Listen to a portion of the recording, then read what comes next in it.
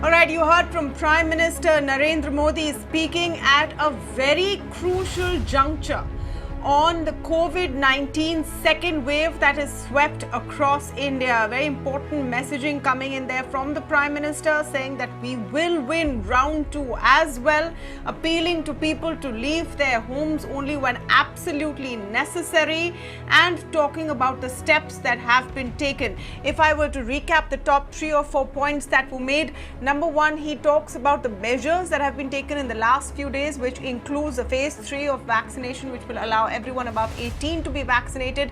That kicks in from the 1st of May. Among other things, increasing capacities of manufacture of medication for oxygen, and he says that all of this will start showing effect shortly. He's also appealed to state governments not to impose lockdowns and to use lockdowns only as the last possible resort. Instead, look at micro-containment zones as the first requirement when there is a flare-up of cases. He has also, very clearly talked about the continuation of the government program on vaccinations, and this is important as well.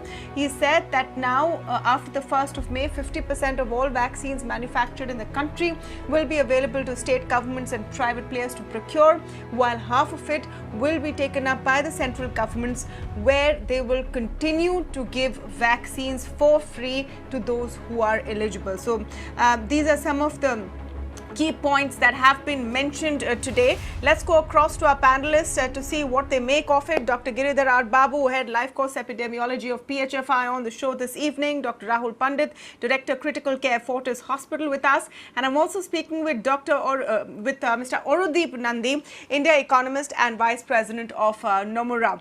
Welcome to all of you, and thank you for speaking with us today. Dr Babu, just your first take on what the Prime Minister is saying. People were awaiting the speech with a bit of trepidation because everyone harked back to what happened last year when the first lockdown was imposed. But the clear message which came out was that there was no need or intent of a nationwide lockdown. It's been left to states. We are although seeing more and more states going in for restrictions at this time. Is this absolutely necessary in your view, looking at the rise in cases?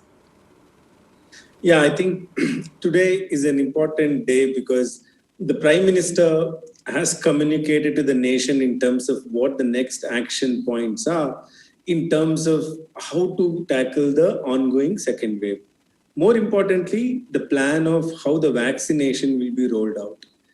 At this crisis, we have to stay regrouped, refocus, and ensure that least adversities are impacting the societies. That's the message the Prime Minister clearly gave, and I'm extremely happy that the Prime Minister has chosen during this hour of the crisis to address the nation, not only to encourage people to come out and then support others who are in need, and also encourage children and the youth to participate. Regarding lockdown as the last option, I truly believe that there are some parts of the country which may not have any other option as of now other than imposing local lockdowns. But it's a good message that there is no nationwide lockdown, which was clearly the message.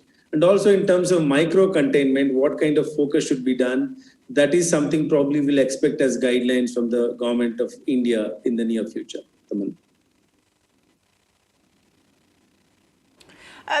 Dr. Babu, I want to come to you on the point of lockdown because, yes, the Prime Minister has said we should look at lockdown as the last resort. The fact is that this time around, more and more restrictions are being announced and they're being called everything but a lockdown. So in Maharashtra, for example, there are pretty stringent restrictions. Today, the Home Minister of the state says that we may have, and all of us ministers have urged for a further lockdown from 8 p.m. tomorrow. You've had other states which have gone into weekend curfews, different variations of what they're curbing and what they're not. Is there no other way? Because I recall you saying on this program that lockdown is a lazy option. But isn't the effect pretty much the same when you curb everything which is deemed non-essential and ask people not to come out of their house until absolutely necessary? It is in effect a lockdown, isn't it? Tamanna, let's look at this entire scenario as how the states are facing. There are series of opportunities which the states had to step up the resources to ensure that the containment efforts are done right in the beginning. We have also erred on in terms of identifying the variants of concern in the right time and curbing it. And all the conducive factors in the environment have been flourishing for a while. Now, the surge in cases is real. It is not imaginary where people don't have beds, people don't get oxygen. There are no kind of support available in terms of immediate help. So, therefore, states are at a stage where they don't have any other option, at least to reduce the speed of transmission. Yes, it is a lazy policy option. I stand by that. But then we have come to a stage where at least some of the cities do not have any other option. I would not want to be an alarmist, Tamanna, but there are cities which are glaringly, looking at that stark contrast where in few days they'll not have beds. And after that, what? If the reduction in number of cases is not going to happen, even if you take 5% of the entire, surge in cases as requiring hospitalization, there are simply not enough beds. Even in the states where they had stepped up resources in terms of oxygenated beds, they are unable to cater to the surge in cases the way it is happening now. In addition to that, people with asymptomatic illness are still, occupying some of these beds. There is some confusion, but as the Prime Minister made it very clear, vaccination is the main focus, and containment efforts should be very small, not in terms of having the necessity to go for lockdown in the rest of the places where the surge is yet to take place. So therefore, the messaging is very clear from the national level, but now everything is at the state level in terms of how each state is gearing up and how it is proactive in managing this surge in their city or their state. That's a catch-22 situation, and it's a very interesting point that you've raised, because last year around and in the first version of COVID-19 that we dealt with, it was very top-down and centralized, and that approach also came in for a fair amount of criticism after a point when states were like, hey, let us decide what to do. This time around, the central government is saying states decide what to do, including how to vaccinate people and to what extent to vaccinate people. Will it work, and what kind of a situation is this creating when there are different states doing different things in a very unpredictable manner? I'm going to go across to Aurodeep Nandi on that for just a minute, India economist and vice president at Nomura. Aurodeep, thank you for joining us on the show. It's been a big news day, but what is also very important is the Nomura report which has come out, which shows that businesses have slowed down in the last 1 week. Do you expect that to get even worse, that situation to worsen even further as the cases continue to rise and mobility will get hit? Yes. So the short answer to that is yes. Essentially, so the point you are making is that you're comparing the first wave lockdown to what's happening now. So the question is, how bad is the lockdown situation? Now, we have an index for this. The Oxford University does this, called a stringency index. Now, back in April last year, this was at 100, so that was the maximum. We are trending at around 70. But here's the thing, I mean, we are getting news every day, right? So it's 70 for the past week. So it's gone up from around 58, 59 to 70. But now you've got Delhi under lockdown. You've got UP announcing it in 5 cities. So it's very likely that that the stringency index essentially goes up. Although it's not going to be as much as it was for a national lockdown. Now, having said that, there are two angles through which this is hitting the economy. One is through just the mobility angle, right? So people are getting out lesser for retail, for recreation, for going to work. In fact, Apple does a driving index that's sort of fallen by a whooping 49 percentage points just in the window of a month. However, as bad as these mobility indices have fallen in the past 1 month, it's much, much lesser than the meteoric fall that we saw last year during the first wave. Also, the other thing to take into account is that the economy itself has become more pandemic resilient, so to speak. Now, we've had a sort of trial by fire last year, which means that now we've got better supply chains, we can adjust better to lockdown like situations, and that is going to help. That is going to help in the way consumers and firms react in terms of lockdowns. The key risk, according to me, is actually on the non-mobility side. So, yes, you aren't taking a bus and a car to work, but is it starting to affect the broader economy? And there, the picture is a bit mixed, because on one side you've got GST, e-way bills not doing too well, but power demand and labor participation rates seem to be holding up pretty well. So it's a tough call there, but essentially, I mean, it goes without saying that the second quarter of the calendar year, that's April, May, June, we are likely to see an extremely we're going to see a drag in sequential momentum. We should see growth kind of slow down, not on a year-on-year basis, because last year we had a very low growth print. So this quarter we'll have a very high one, but sequentially between two quarters, we expect that there'll be a lot of drag in growth.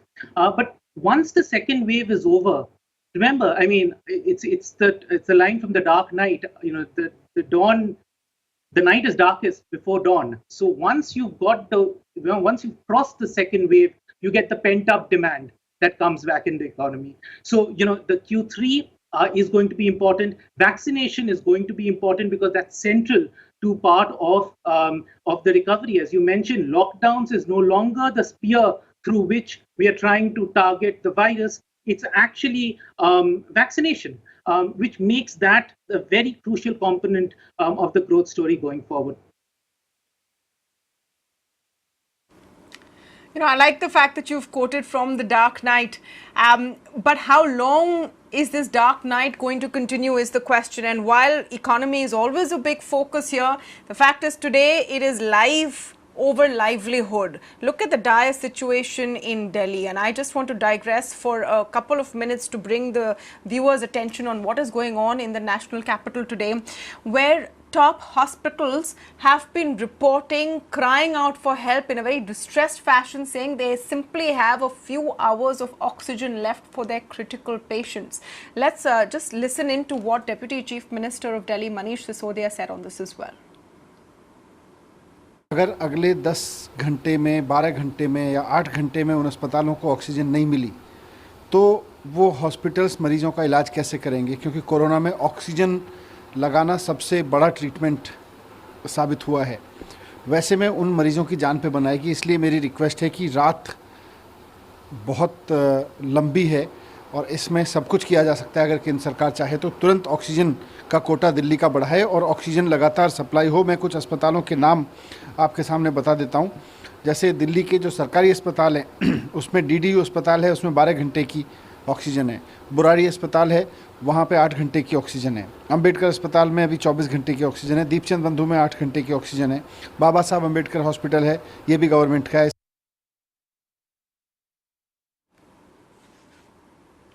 Ruchi Bhatia is joining us for the latest on this. Ruchi, a dire statement coming in there from Manish Sisodia. You've had an opportunity to speak to some of the top hospitals in Delhi. What is the latest?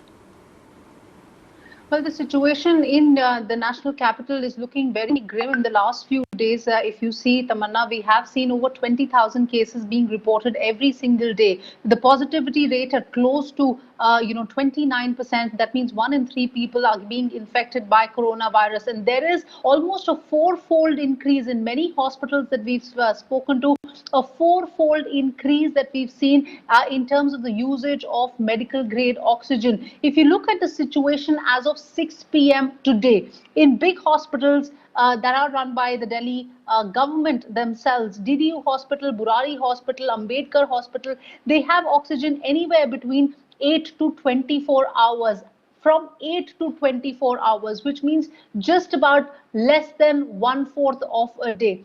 Big private hospitals like Max Patparganj just has oxygen for 8 to 10 hours, Gangaram 16 to 18 hours. In fact, earlier in the day, I was in a conversation with the chairman of the Gangaram hospital, and he said that from an average of 2,500 cubic meters oxygen, we're seeing a four-fold increase to about 9,000 cubic meters.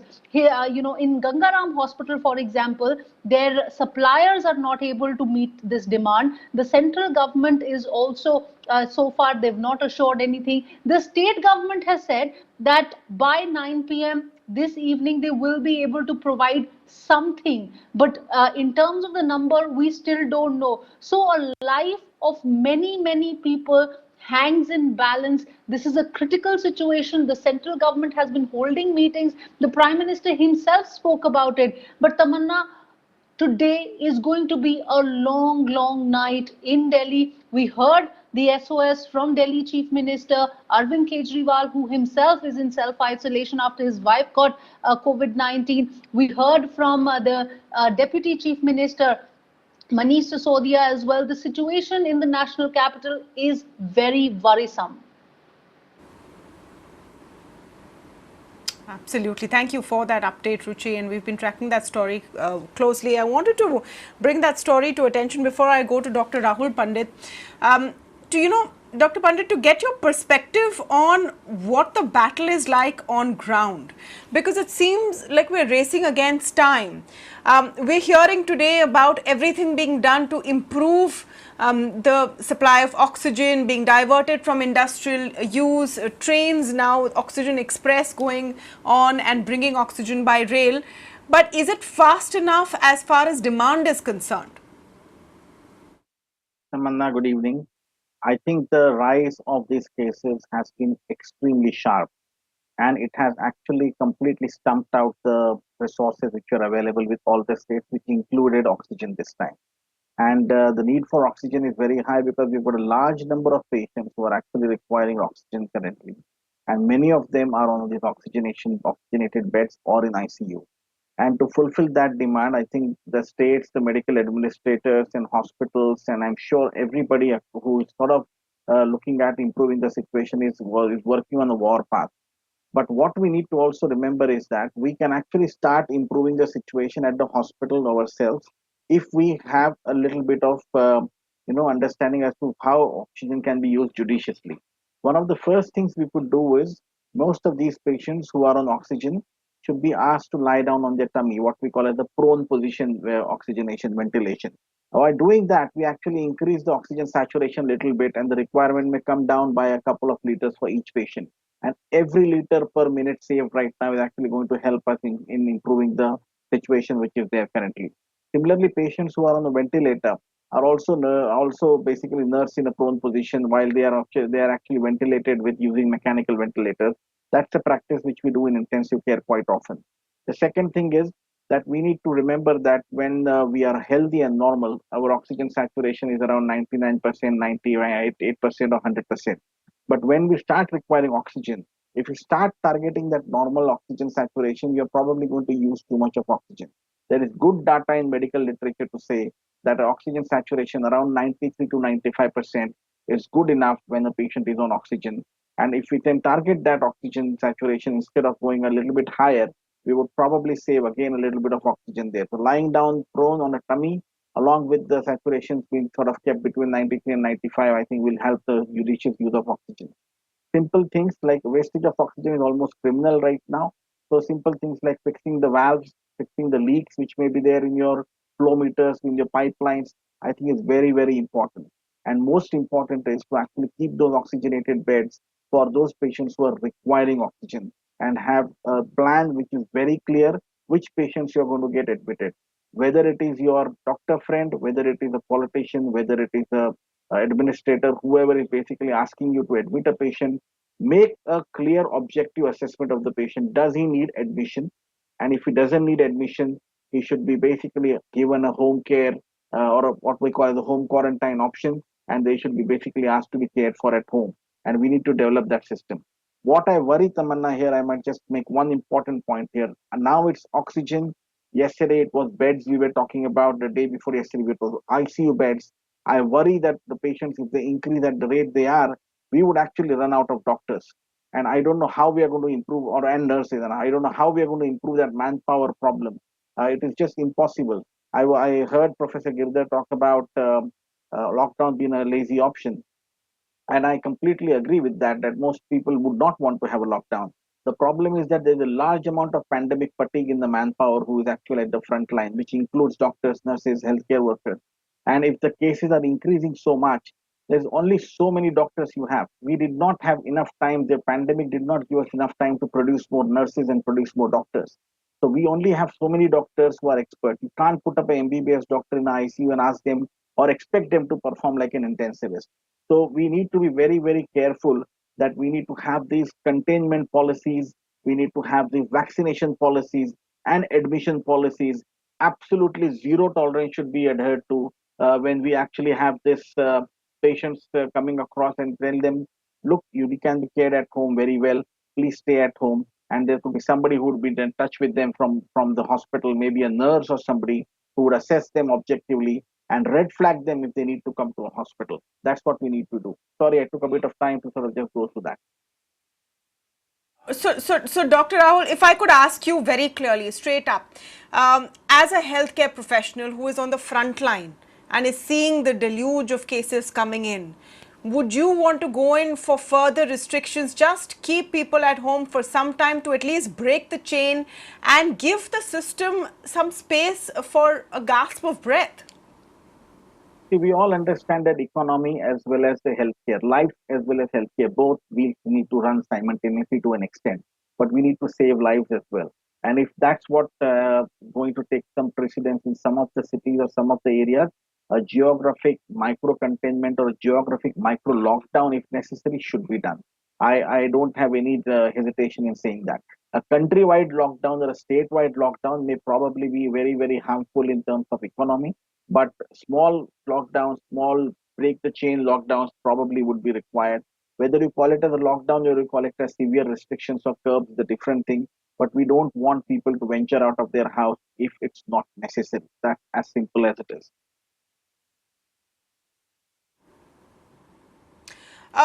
Just one more question, Dr. Pandit, because you're also on the Maharashtra State Task Force, and today you have ministers in this state saying that they have been pushing for a full lockdown from 8 p.m. tomorrow. Do you think the situation in the state right now merits a full lockdown? Speaking, I actually don't know what has been happening because I was in ICU right 15 minutes before this program. So I've just come out of the ICU actually. But if that's what's been said, I'm sure they've taken a stock of the situation. Some of the cities are doing a little bit better, but some of the cities are still rallying under the deluge of cases which are coming. And I think they must have taken a stock of the situation. I honestly haven't got any time today to actually look at the things or in the news or at the numbers. I don't even know what numbers Russia has today. So honestly, I'm sorry about that. Okay, no. Sorry to put you on the spot there, but at least the Mumbai numbers seem to be improving very, very slightly. Too early to say so far. Dr. Babu, I just want your response to some of the things that have been discussed on the show and the dire situation we're seeing, especially with oxygen supplies. That seems to be the very immediate challenge that we have to face. Do you think we are doing enough to overcome this? I mean, there can be nothing more distressing right now that you have patients literally gasping for breath and there's not enough oxygen supplies. You have top hospitals coming and saying, hey, I have 8, 10, 12, 20 hours of oxygen left. Yeah, this is real, Tamanna, and I agree with Dr. Rahul and also the perspectives of Dr. Aurodeep in terms of their own standing and their understanding and how they reflected on the overall situation. Both are right in their own merit. But let's also look at what is that the state governments have done in the last 1 year, right? So after the first wave was over, each state was supposed to be stepping up the resources. And I'm speaking of the states which have done really well in stepping up. They are unable to cater to the surge in cases. I'm not even bringing the states which may not have done well. If these states are unable to cater, clearly this thing has gone beyond our capacity, especially the variants resulting in the kind of spread that it is happening in the states that have more than a reproductive number of 2.5, which means that the cases are only going to increase from here onwards. So I think we need to reflect really seriously in terms of, yes, reactively now we will cope up with the surge in cases, But there will be multiple waves, and this is not the last wave. So how are we going to address each wave? Will we be doing the same set of reactive measures which we are doing now? Should we put our frontline workers to the same kind of risk each time? And I'm really surprised. Even the insurance coverage which was there for the healthcare workers is taken off. This is not the way as a nation or as a union of states we should be responding. We need to do some serious introspection at the state levels, and also there has to be better coordination, because there are many states where the health system capacity is not comparable to what is there in Mumbai or rest of other districts in Maharashtra or Karnataka or the other parts. So we need to be mindful how to collaborate. And at the same time, there are cities where we are looking at an acute crisis of oxygen, of ICU beds, where the death rate is probably going to increase. There is no other alternative of reducing the speed of transmission. Whatever people call, whether it is Janta curfew, lockdown, section 144, you have to restrict the people movement. Otherwise, people are not going to do voluntary lockdown and then ensure that they won't spread. So that's one way of controlling. The second thing is, what are we doing to step up the resources? So that's where I leave, with the question that we should be prepared well, at least for multiple waves. Okay, just to talk about vaccination, because so far we have, if Dr. Babu, if I were to put it very simply, your short-term response is restriction / lockdown / micro-containment zone. To reduce infections. Your long-term response is vaccinate as many people as you can so that the infections reduce considerably for a longer period of time. Then we have to see if booster shots, etc. are needed. In this context, phase 3 of vaccination program was announced yesterday. From 1st of May, everyone above 18 can be vaccinated. 50% of supply will go to states and private companies. My question is, are there enough vaccines? At last count between Serum Institute and Bharat Biotech, they're making 80 million vaccines a month. I don't know how many will be available as of 1st of May. Even if it's 40 to 50 million to be split between 29 states, union territories and private companies, how is the math going to work out, sir? Yeah, I have the same question, Tamanna. I'm really sorry that I don't have an answer for this. Unless the supply constraints are taken care, unless we clearly come out saying that these many doses we have in reserve, and this is the share of what the open market will have. These are the vaccines which are entering the market, out of which these will be sort of completely purchased by the government, and these are for private sale and also for state governments to buy. Whether the government is going to regulate the price or not, honestly, I don't have any information on any of these now. Probably they'll announce a policy with all these details. That's when I and you both can get educated. Absolutely, absolutely. No one is in the know. My point simply being that while we are all very pleased that technically we can get vaccinations, everyone above 18 can get vaccinations from the 1st of May, it will take some time. States will have to prioritize who they're giving these vaccines to, who is eligible and where they're coming from. It's not like there is a massive pipeline of vaccines being made abroad either. There is a shortage the world over. Dr. Nandi, do you think that's one major hindrance we have to keep in mind when trying to calculate and understand where business activity and the Indian economy will be headed in the near term? If it hinges on a fast and effective vaccination program, then supply is the largest constraint right now? Absolutely. Absolutely. And look, what the government has done in its phase 3 is essentially tackle two sides. One is supply and the other one is demand or disbursement. On the supply side, you really want the existing vaccine manufacturers to build up capacity. But how is that going to happen if the only customer is going to be the central government? We are not allowed to sell to the open market. And I think after a phase of very centralized vaccination policy, which to give it credit, remains free, so it's equitable for now. Unfortunately, we are in a situation where the second wave is completely engulfed this strategy, and the government has evolved its strategy based on this. So it's really encouraging that now state governments can plug in, get the vaccine. Open market can. There's also been credit that's given to Serum Institute, that's been given to Bharat Biotech, which will offer them some relief. Now the point is, capacity will not suddenly develop over the course of 2-3 days. It will take time for this capacity to come in. I guess the hope is that that India gets vaccines from elsewhere. So we've been hearing news of Russia's Sputnik 5 coming in. We've been hearing news of Johnson & Johnson, of Novavax, possibly other vaccines kind of in the pipeline. The hope essentially is, Tamanna, that maybe we will still have a sluggish growth rate in the coming 15 days, over the course of a month. And the point that you rightly mentioned, I could be above 18, but where on earth is my vaccine? But the big bet is that by the time you reach May end, by the time you reach June, the vaccination pace needs to and should rapidly pick up if the capacity comes back and imports start coming in and we have more vaccines than just 2 providers. And once that happens, we will get a vaccine pivot, what we like to call in Q3, which is that all the sectors of the economy that were currently constrained even before the second wave, a less appreciated fact is that services was roughly 19 percentage points below the pre-pandemic level even before the second wave struck. Now it's going to be even worse. So once the vaccine kicks in, a lot of the latent sectors of the economy, sectors that are currently under wraps, will come up, will recover capacity back to pre-pandemic levels. And that itself should give a big boost to the economy. Again, all of this is highly contingent on how steady and strong the vaccine strategy remains. I like that term, vaccine pivot.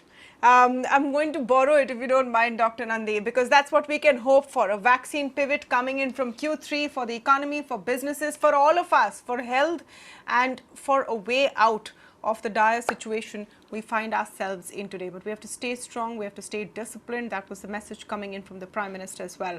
I want to thank all of you for joining us on this leg of the program this evening. I'll take a very short break, but I urge our viewers to stay on. I'm in conversation with Dr. Ashish Jha, Dean of Brown University's Public Health School, after the break, where we're talking about the American experience of vaccinations. What are the pointers we can take from there and how India is handling its pandemic? Don't go away.